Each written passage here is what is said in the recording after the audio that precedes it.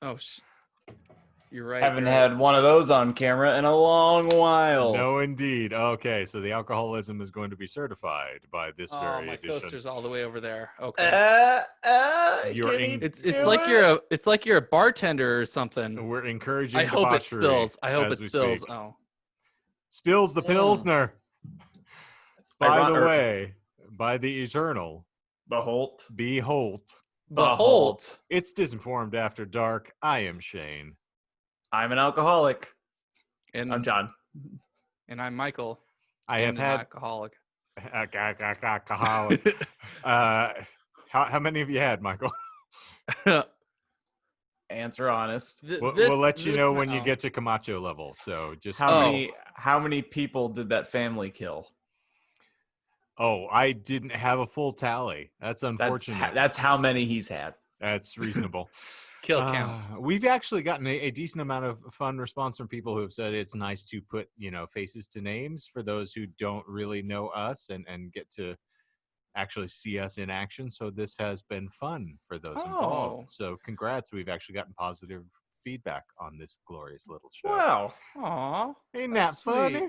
Ain't that special? I mean, with all due respect, it is vastly more approachable than a 2-hour topic.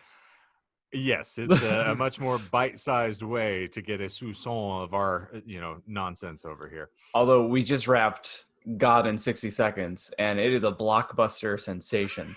It's coming out in June, so it's certified AAA. Yeah. And then the second coming will be in August. Yeah. Oh goodness. They reformatted, or not reformatted, but researchers. Michael, maybe you can help me. If it's anything that doesn't have to do with physics, I have no idea what you're talking about.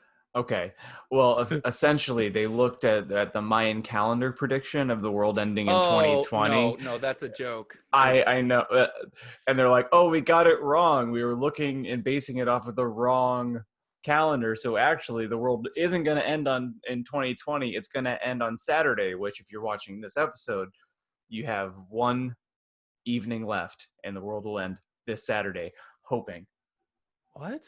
They're predicting that the world will end on this Saturday. I thought you were talking about the guy that has dyslexia that read, oh yeah, the world will end according to Mayan calendar 2012, and it's like, but it's actually 2021 because the guy had dyslexia.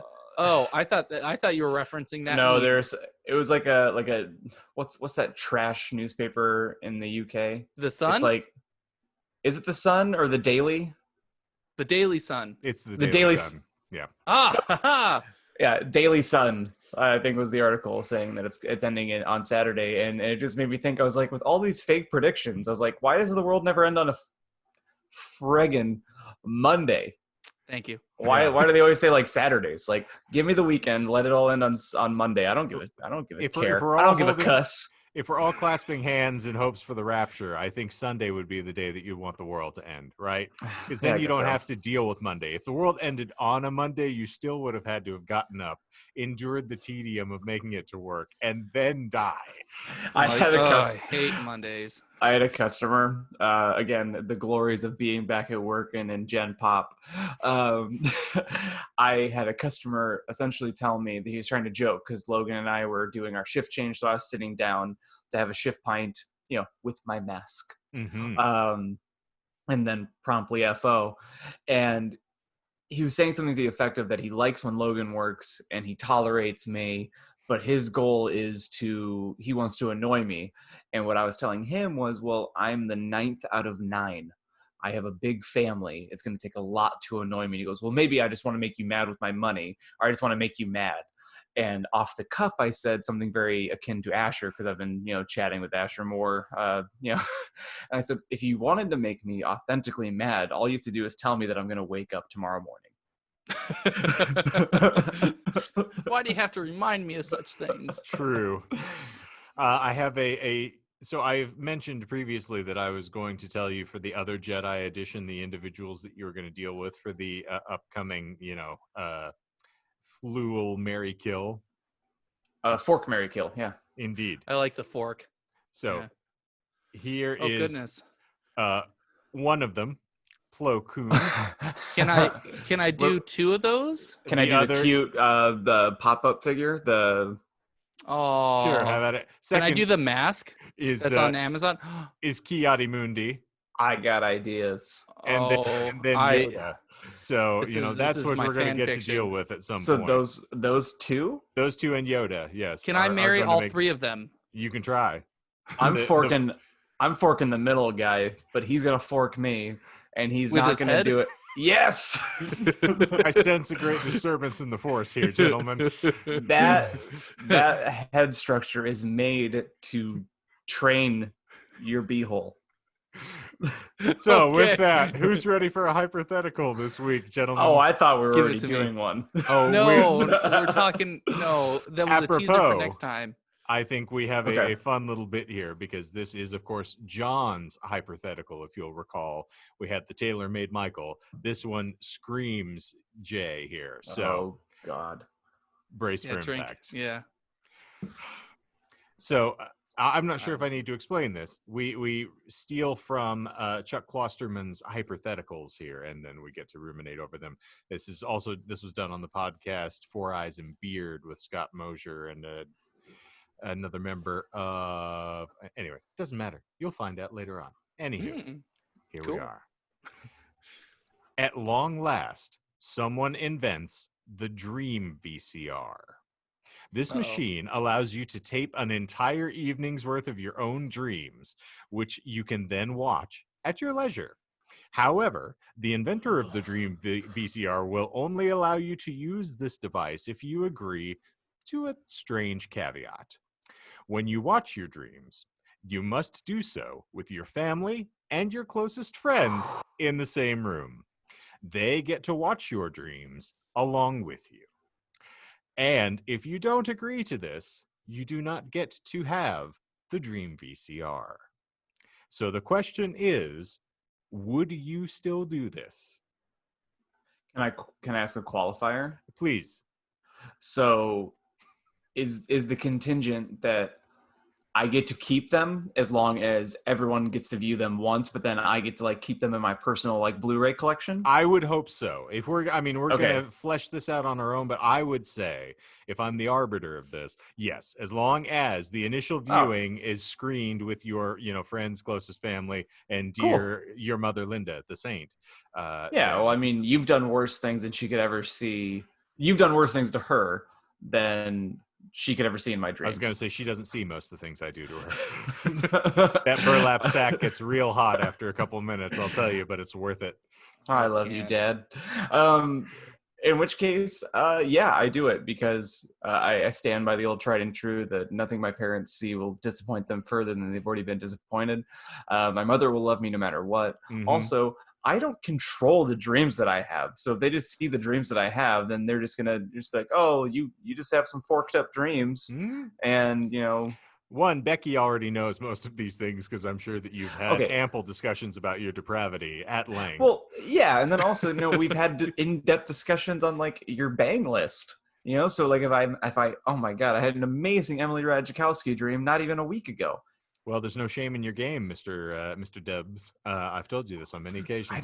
I think she was making me a cuckold in the dream, but I think if someone like Emily Ratajkowski is making you a cuckold, you just go with it, Well, I mean, you are no Norm Somerton, sir, and I've said that on many occasions. Can you imagine that, Shane? Can you imagine a pig with tits? I can. I've seen it, unfortunately. As much as I would like to try to scrub it from my brain, my gray matter is still stained from that man's poutine and all of the joy that it inspires. If you could only seen things that I've seen. Well, I was going to say also, I feel like your sister would have had ample input in wanting to discuss and articulate the things that you see in the dreams as well. So I think it would be a fun family gathering for you if you were to screen your dreams for everyone. I'm not. So my ex, or one of my exes, had acid trip dreams, and not vile, but I don't know. Part of me thought it was just a call for attention when she would describe her dreams because they were too vivid. Yeah. It was kind of like I dreamed you cheated, but take that times a million. I dreamed you cheated and you were wearing a red rose and you had taken a girl to the Outback Steakhouse and you overly tipped the waitress, which I thought was a little weird. This is the same. This is the same gal that thought that Sam Camacho and I were having an affair behind her back because no names. I can't censor this. Oh, I'll name it, but I won't. But I will. But I won't. But I will. I can't take it back. It's out there, and I don't think she's going to approve of being, thrown out on this podcast. It's sent to the ether. Yeah, but she thought that Sam and I were having an affair because I was trying to get said ex to listen to The Deer Hunter after both you and Sam were getting me into their oeuvre. I mean, in her defense, you have shown a proclivity towards individuals in that family. It is known. It is known. Michael, how do you feel about the Dream VCR? I saw you shaking your head, so I don't know whether or not. I mean, that's. Come on, how crazy can your dreams be? My dreams are very, very odd. They're either very banal and just all around dull, and no one will watch them for 5 minutes. It's stuff that's like not. But the ones that I would not want to show are ones where I dream that people violently die around me, where it's like apocalyptic scenarios. Where it's like, oh, yes, the world is flooded. And, oh, there's a friend that's just floated by. Oh, there's another friend that's floated by. Oh, that's cool. This person was torn apart. No. So I'm like, either my dreams are just very boring that no one wants to, like, I don't even remember half the dreams, but I'll wake up from them and being like, oh, that was interesting. That's the point of the Dream VCR, is that you won't have to remember, because it's like DVRing your dreams, because the whole thing that you forget your dreams as you go on through your day. This is the way that you're going to retain them all. So maybe your dreams, you have to, sorry, you can have your own opinion, but I'm trying to give you some more clarity here. Enlighten me. It's going to be like Martin Scorsese is directing all of your dreams, and you get to see them in that fashion. You're going to have all the gaps plugged in. You're not going to forget any detail, but I feel like you're going a little bit overboard with 1 second, if I may interject. Yes. You've spoken to Michael at length on many occasions. Okay, who's the guy that directed The Hangover? I was going to say, let's not overreach. So the guy who directed the second Boondock Saints movie is going to be Human Centipede. There you are. That's okay. So the guy directed Human Centipede is going to be directing your dreams from now on. I mean, and I didn't get to this point, and then maybe you keep your answer, you change it, but do you feel like you have more dreams about your naked friends floating down rivers dead? You are the one that's saying that they're naked. Let's just say that it's based on a screenplay written by Blake Crouch. We have to talk about that, by the way. Okay. So they're Michael, time traveling where I get to see them die multiple times, but there's nothing I can do unless I do some convoluted garbage. I'm saying that even though we're depraved, and even though it's not going to be just one lane, it's going to be every dream. So do you feel like 70% of your dreams are that, or do you feel like that's like a weird, just a alleyway of that's a fair question. I feel like it's an alleyway. I feel like most of my dreams are just boring stuff where there are times where I'll wake up and be like, wait, did I really forget to clock out at work the other day? No, wait, that makes no sense. It's honestly that boring of a dream. Okay. To where it's I don't need people seeing that, oh yes, I was at work. And it wasn't oh yeah, the day that will live in infamy, the hardest day of my life at work. But it was just no, I just went into work and okay, that was fun. And I woke up. Did I work yesterday? No. John, I don't know why you expected anything different or anything more profound. Yeah, you were expecting some sort of grand revelation. I tried. You did. You took. Now, I was going to say, my response was, there is absolutely very little that I'm ashamed of, and I'm fairly unabashed about things. I think that, my dear sainted girlfriend might have some difficulties with some of the more, call it erotically charged things that may present themselves over the course of my night escapades. I wish I had those sort of dreams, but I'm not saying they're fun, Michael. Just all you have to do. That would be interesting, though, because then I can try and analyze them and be like, why did I dream that way? If I may, Shane? Mm-hmm, please. All you have to do if you want to achieve that, Michael, is just watch aggressive, vicious porn. That every night while you're falling asleep. That word could also get us demonetized. Okay. Let's say that word. Yes, you can. No, you cannot. I've watched YouTube videos. they get demonetized if you say that word. Oh, look at me and my internet connection. Yeah, man. You gotta, if you want to be monetized, you gotta be hip with the times, yo. Can I just say, let's leave Galrilla Godot out of this. I don't want to have any further discussions about the tawdry stuff, but just for me, I watch enough movies and I remember my dreams. Firstly, just think about this. One of our heroes and the gems of humanity that we really appreciate on this podcast is Stephen King. Many of the man's, written works are inspired by his nightmares and by his dreams. So even if you're batting on the bad side, you're still going to get fun fodder for entertainment at the very least. And I've watched enough movies. My dreams are fairly cinematically adept. I have a lot of varying shades and gradients. The scenery changes. So obviously I'm going to be intrigued. But yeah, having my family and my close friends around, all of you know me. So I don't think there's anything that's going to shock anyone out of their seats. But also, I think it's almost a game to, one, if you've ever seen my parents and I together, the dynamic is glorious because my mother my mother will race me to the bottom. Her sense of humor is that she wants to get darker and more depraved than I am. So it's a really sadistic cycle with the two of us in a room because we're basically playing the worst game of chicken in the whole of humanity. Most of my dirty jokes I learned from my mother. And my father could not be more mortified by everything that comes out of my mouth. So it would be twofold delightful for me to watch one of my dreams where all of a sudden I'm, cuddling up to a semi-nude Betty White and we're snuggling on a bed of unicorns. And all of a sudden I turn and see my mother going, "You really did like Golden Girls. I didn't know that was why." You liked her, Golden Girls a bit too much. Thank you for being a friend. And then to turn and see my father as the blood slowly drains out of his face going, "What have I wrought?" Like Oppenheimer before me is like, I should have thought more before the back of that pickup truck when I went to cut wood. Not a euphemism. So I'm game. Sign me up. I will go for the so Dream you VCR. are Dream VCR. I'm Dream VCR. Michael, are you still to give you a better idea? Recall how I present all of my topics. That's how you dream. Now imagine if I were to direct a movie.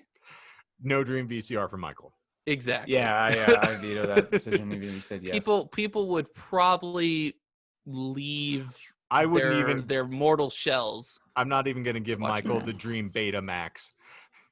Right. Okay. Well, I liked that. Yeah, that was fun. I think that one, like I said, it was rife with things that I thought would be appealing for It Mr. was a Watkins. good question. It didn't apply to me, which you did say, but I felt it was a very good question. Yeah. Shane, did you make it past 60 pages on Recursion by Blake Crouch, or did you? No, I told you I stopped. That was 60 he pages said he stopped in was before. all. Okay. I'm done. Good.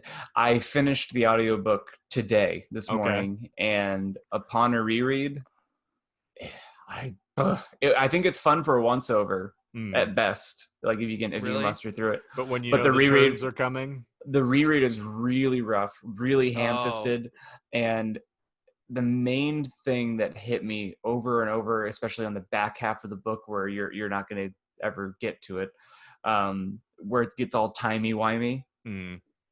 They never really explain why the two characters have any business running into each other, and because they get Barry and H, because I'm not going to say that name.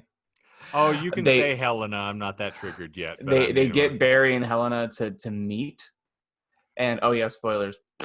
But they never explain why he should be so important that she approaches him to stop events from happening. Like why he's suddenly some wormhole savior. And that's kind of where it gets very wormholey. Okay. Intentionally, and it's not very descriptive as to why these it's a bunch of faux intelligent shit. You're right. It's almost like it was like a shoehorn or a railroad. Like if you were playing like a D&D campaign and you guys were doing your own thing. Exactly it. Yeah, and they're like, no, you guys have to meet. Like, why would my character be at a bar? He's a teetotaler. You're at the tavern. I won't be sorry for recommending it to you after being excited about it, because I did read that book probably in like 5 days. It was just crazy where it's like I just couldn't put it down. But that should say something. Like I didn't have to digest it. It was very. I described it as it's Ooh. popcorn. Yeah, That's it's a easy good. to That's a get good through. point. If you didn't have time to actually like sit and process it, that's probably why you were able to get through it. That's why I like a lot of shows you can binge, but if you sit down and think about it, you're like, wait a minute. Yeah, there has to be some sort of a compelling reason for me to stay attached in the same way. Like, okay, perfect example. The CW presents Arrow, and I am dealing with the first season, and I know these characters, and I'm infinitely attached to them. And the difficulty is as it proceeds, the melodrama is dripping. And I'm desperately trying to hold on, but they beat me over the head with the will he find out that his mother has betrayed them all? Will he? And it's like the intrigue is not there. It feels slappy. Oh, sorry. Go ahead. No, so I Rude. just, I soldiered through because I was hoping it would get to better things. And I mean, eventually they started, but the melodrama continued like the nougaty layer on the top of a freaking Snickers bar, and it will never be separated. So I just kind of had to tap out. And I think the telltale signs, the precursors of the melodrama to come, and So the sad. nonsense that was involved in Recursion made itself really readily apparent by the time I hit Sergey in the closet. Right. So yeah, I wasn't gonna keep buying on. Funny. Sure. Funny you mentioned Arrow. One of my favorite CW moments is on that first season. It is on the season finale of season 1 of Arrow. Because I dedicatedly watched that show for 3 years, and then fell off kind of for the same reason. I just grew up, And was it Thea? The sister. The sister? Who becomes Speedy. Spoilers. Yep. At the end of season 1, everything's in chaos. The city's crumbling because that's what every season builds up to. Is the city just in disarray, and they have to go cross town in a car. I don't remember the exact setup because it's been forever. Right. And I've tried to find clips, but I can't find it. So if anybody knows how to find it, please. I need to see it again, but I don't want to go watch the episode. Well, I mean, if you have leave the a first comment season. down below. I do have it, so I can get it to you. But someone is going to make a phone call while driving, and she snaps at them in a very ham-fisted, inserted PSA into the episode. Don't do that. Don't you know how dangerous it is to text or talk on the phone while you're driving? Does she look at the camera after she says that? Basically, it was the first time placement ever. It was the first time that I was like, "Oh my god, that they are really pandering to their demo," which is like 16 to. I think I was, Jesus, like 22 or 21. Please, it doesn't matter. Don't date me. Arrow isn't that old, is it? Yeah, it is. They're like on season 10, aren't they? Like something crazy. It's been a minute. I get it that is every so time involved. I hear like with Supernatural. Oh like yeah, season 13. They're so involved on the CW now. The Arrow's been going on long enough, and they have enough brother and sister shows that they are having crossovers. It feels like almost every time I turn my head, there's another crossover. It seems like it. But yeah, that's all I had for the court. All right. Well, I got to tell you, I really enjoyed The Flash, though, before anybody starts throwing stuff at me. I haven't gotten back in. I got through the end of the 3rd season, and then I kind of derailed because, again, there's just only so much free time in the course of the day. And once they started intertwining it with Arrow, I was like, I'm not going to watch Arrow to keep up with this at all, and not even going to touch Legends of Tomorrow. But it's entertaining. I appreciate it, but I think Marvel still has edged them out in my appreciation because the Marvel shows on Netflix, immaculate. Particularly like Luke Cage first season, so good. Can you guess which? Can you guess which ones I've watched? None. That's why you haven't been asked to offer an opinion, Michael. Yeah. After I finish my chronological Marvel movie viewing, I'll go to the shows again because I've had a hankering. I'm not caught up on Daredevil or the what is it, Defenders. Yes. I haven't watched that or the 2nd season of Jessica Jones. Nor the second. I've watched the 2nd season of Jessica Jones, nor The Punisher has a 2nd season. Yeah, I haven't done that either. I don't even think I've watched The Punisher itself, Punisher's like the really Punisher. Wait. But one. Oh, I didn't know the Punisher had their own. One thing, and then I don't have anything in my and it's relevant to Netflix, and I don't know if you guys will be excited, but I'm at least going to watch one episode, just to see if it's just to see if it captures some of the joy. Netflix has been dipping its toes into reality TV, if you don't know. And they have a game show or two, or like a pranky show, and they have one that I think is debuting today, the 19th. I think The Floor is Lava. Yes, I did see that. At least I saw the caption. I didn't watch the trailer because I didn't want to go in already disenchanted. I'd rather just blindly try and make it through an episode. Also, this comes out today. Damn the Weather has a new single out right now. Naloxone. Yes, go get it. Stream it at the very least. A little support. Yeah, Michael wrote it and recorded all of the instruments. We have nothing to do with this with the song. It's all because Michael wills it. In his dreams. No, not even that. I had a good. My dream would be that I heard the single and I was like, oh yeah, that was good, and then I woke up. Yeah. I gave us a decent segue to go out on, Michael, and as per usual, you have managed to beat it unconscious, drag it into the back of a really decrepit alley, and do things that we can't talk about on YouTube. Demonetized. All right, I think that is going to give us a crispy little hate-filled taco to get us through the end of this week. So, for Disinformed After Dark, I am Kenton Eldorado. I am Timothy Lone Cactus. I hate this part, and I'm Robert Greer. I'm Robert Greer. Do it. That's right. Do the Robert Greer. That's right, bench.